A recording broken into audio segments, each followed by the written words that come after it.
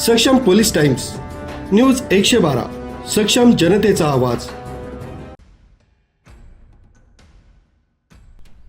Nashik road इथल्या बिटको रुग्णालयातील अत्याधुनिक रक्तपेढी आणि नवजात शिशु कक्षाच्या उद्घाटनाचा राजकीय खेळ खंडोबा सुरूच आहे। राजकारण्यांना वेळ मिळेना म्हणून कोट्यावधी रुपयांच्या आरोग्य सुविधा धूळ खात पडल्या आहेत। नाशिक रोड परिसराचं मिनी सिव्हिल हॉस्पिटल असलेल्या बिटको रुग्णालयात सीएनपी प्रेस आणि एचडीएफसी बँकेच्या माध्यमातून कोट्यावधी रुपये खर्च करून रक्तपेढी आणि नवजात शिशु अतिदक्षता विभाग उभारण्यात आलाय।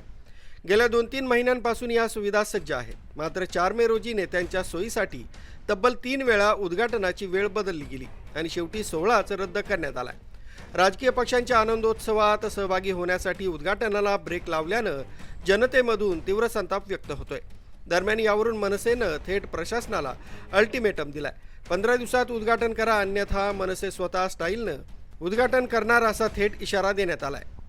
आता या इशाऱ्यानंतर तरी मनपा प्रशासन जागे होणार की नाशिककरांना हक्काच्या आरोग्य सुविधेसाठी अजून ताटकळत राहावं लागणार, याकडेच आता सर्वांचंच लक्ष लागलंय।